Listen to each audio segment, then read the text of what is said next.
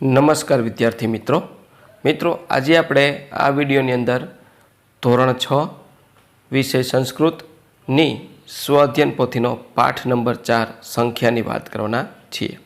તો અહીંયા મિત્રો પાઠ નંબર 4નું આ રીતનું સંપૂર્ણ સોલ્યુશન છે। મિત્રો આવા જ સોલ્યુશન મેળવવા માટે આપણી ચેનલને સબસ્ક્રાઈબ કરો અને આ વિડીયો તમારા મિત્રો સાથે શેર કરો। બીજું કે મિત્રો આપણી યુટ્યુબ ચેનલ પર ધોરણ 6ના સંસ્કૃત વિષયના સ્વઅધ્યયન પોથીના સોલ્યુશન તેમજ પ્રોજેક્ટ પ્રવૃત્તિ બુકના દરેક પ્રોજેક્ટના સોલ્યુશન મૂકેલા છે, જે તમને મારી યુટ્યુબ ચેનલના પ્લેલિસ્ટમાંથી મળી જશે। તો મિત્રો શરૂ કરીએ ધોરણ 6 વિષય સંસ્કૃતની સ્વઅધ્યયન પોથીનો પાઠ નંબર 4। પ્રશ્ન પહેલો, આપેલા અંકોને શબ્દમાં લખો। તો મિત્રો જે આપણને અંક આપ્યા છે એને આપણે શબ્દમાં લખવાના છે, બરાબર છે। આ રીતનું તો 4 છે એને ચત્વારી, 8 અષ્ટ, 10 દશ, પછી 6 ષષ્ઠ, 9 નવમ, 11 એકાદશ, 12 દ્વાદશ, 7 સપ્તહ, 5 પંચ, 3 ત્રણી, બરાબર છે। આ રીતનું થશે।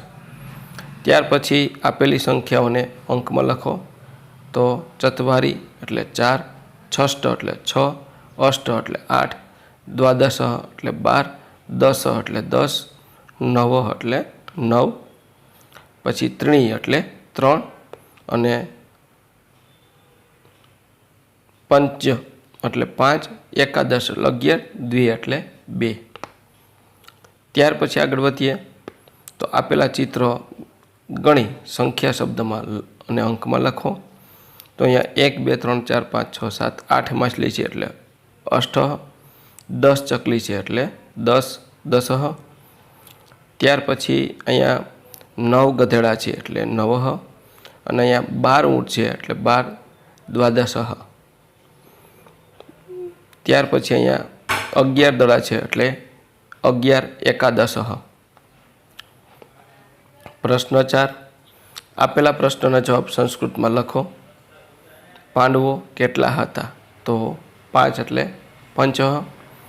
રિક્ષાના પૈડા કેટલા હોય? 4 એટલે ચત્વારી। અઠવાડિયામાં કેટલા વાર હોય છે? 7 એટલે સપ્તહ। બકરીના કાન કેટલા હોય છે? 2 એટલે 2। બસને કેટલા પૈડા હોય છે? 4 તો ચત્વારી। બ્રહ્માજીના મુખ કેટલા છે? તો 3 છે એટલે ત્રણી। ત્યાર પછી પ્રશ્ન 5, નીચેના શબ્દ ચોરસમાંથી સંખ્યા શોધી અને તેની ફરતે લીટી કરો। તો અહીંયા જો 10, 9, અષ્ટ, સપ્ત, પછી ચત્વારી, પછી ષષ્ઠ, પછી ત્રણી, પછી એકાદશ, પછી આ રીતનું દ્વાદશ, એકમ અને દ્વે। તો આ રીતના નીચે થશે 9, 10, ચત્વારી, એકમ, અષ્ટ, ષષ્ઠ, એકાદશ, દ્વે, દ્વાદશ, ત્રણી અને સપ્ત। તો મિત્રો આ તો આપણું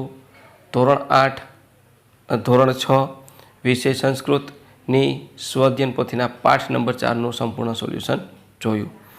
મિત્રો આવા જ સોલ્યુશન મેળવવા માટે આપણી ચેનલને સબસ્ક્રાઈબ કરો અને આ વિડીયો તમારા મિત્રો સાથે શેર કરો। બીજું કે મિત્રો આપણી યુટ્યુબ ચેનલ પર ધોરણ 6ના સંસ્કૃત સ્વઅધ્યયન પોથીના તમામ વિષયના સોલ્યુશન તેમજ ધોરણ 6ના પ્રોજેક્ટ પ્રવૃત્તિ બુકના તમામ પ્રોજેક્ટના સોલ્યુશન મૂકેલા છે, જે તમને મારી યુટ્યુબ ચેનલના પ્લેલિસ્ટમાંથી મળી જશે।